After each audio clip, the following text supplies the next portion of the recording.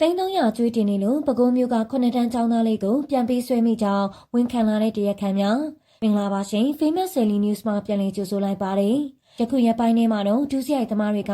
ငွေလိုချင်ပြန်ပေးဆွဲတာကြောင့်တပ်ဆုံးရှုံးသွားရတဲ့9တန်းကျောင်းသားလေးတူရဲ့ဖြစ်ရက်ကခုရက်ပိုင်းထဲမှာဖြစ်ပျက်သွားခဲ့တာဖြစ်ပါတယ်ဒီလိုပြန်ပေးဆွဲကတပ်ဆုံးရှုံးသွားခဲ့ရတဲ့ကလေးငယ်ကတော့ပဲခူးမြို့ကတပ်စလင်းနှစ်အရွယ်မောင်တက်နိုင်မင်းပဲဖြစ်ပါတယ်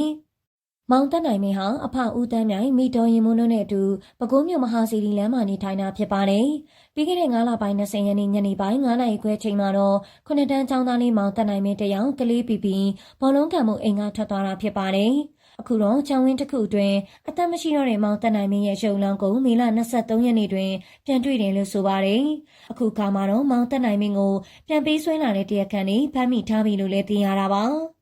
ဖြစ်စဉ်ချင်းကိုတရားခံဒီမှဝန်ခံပြောကြားခြင်းရအောင်ကျော်စောခေါ်ကျော်ချင်းဟာအကျွေးသိန်း300လောက်ဆက်ဖို့ရှိတာကြောင့်ငွေလိုနေပြီးသူနဲ့ညီနှဝမ်းခွဲတော်ဆက်သူနိုင်အောင်ဖြိုးကနဲ့ငွေလိုနေသူလို့သိရတာပါ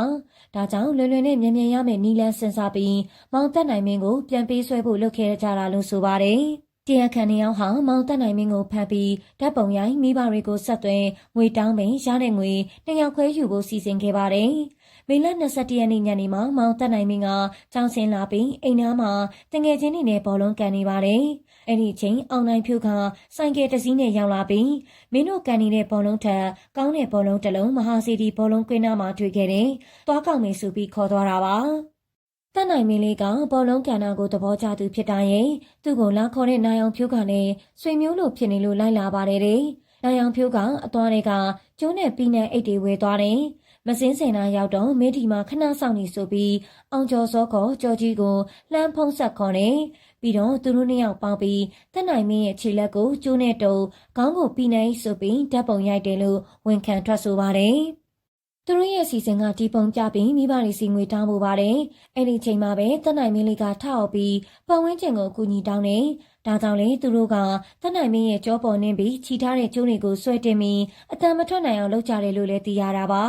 တက်နိုင်မင်းလေးကဒါကြောင့်အသက်ရှူကျပ်ပြီးဆုံးသွားခဲ့ရတယ်လို့ဆိုပါတယ်။ဒါပေမဲ့စိမ့်မတန်းရောက်မောင်တက်နိုင်မင်းလဲပင်ချိုးတယ်လို့လည်းသိရပါတယ်။အဲဒီနောက်မှာမောင်တက်နိုင်မင်းရဲ့ဓာတ်ပုံတွေကိုနီးရချုံနဲ့ပစ်ခဲ့ပြီးသူတို့အိမ်သူတို့ဟန်မပြတ်ပြန်လာတယ်လို့ထွက်ဆိုထားတာပါ။ခင်ဖြစ်ပြီးနောက်မှာသူတို့ကမိခင်ဖြစ်သူဒေါ်ရင်မွန်ထံဖုန်းဆက်ပြီးဒီည7:00နာရီမှာမောင်တက်နိုင်မင်းကိုငွေ9သိန်းနဲ့လာရွေးဖို့ဆက်သွယ်ခဲ့ကြကြောင်း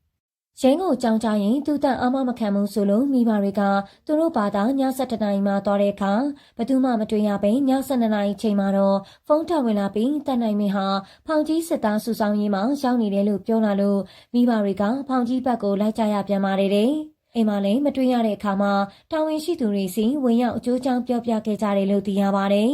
နောက်နေ့မနက်မှာတော့မောင်တက်နိုင်မင်းရဲ့ဓာတ်ပေါ်တွေတွေ့ရှိလိုက်တာဖြစ်လို့မိဘတွေကသူတည်သွားပြီဆိုတော့သိလိုက်ရတာပါလို့ပြောပါတယ်မောင်တက်နိုင်မင်းကိုတတ်ခဲ့တဲ့တလန်းနဲ့နေထိုင်သူနိုင်အောင်ဖြိုး32နှစ်နဲ့အတူပါဝင်ပြုလုပ်သူအောင်ကျော်စောခေါ်ကျော်ချင်း32နှစ်တို့ဟာပုံမှန်300နဲ့364တို့ဖြင့်အမှုဖွင့်လှစ်လိုက်ပြီးအမြန်ဆုံးတရားစွဲဆိုတင်ပို့နိုင်ဖို့ဆောင်ရွက်လျက်ရှိတယ်လို့ဆိုထားပါတယ်။ဒီဗီဒီယိုကိုကြည့်ရှုနေကြတဲ့ပရိသတ်တွေကရောမောင်တက်နိုင်မင်းအမှုပေါ်မိမိတို့အမြင်ကိုပြောသွားကြပါအောင်ရှင်။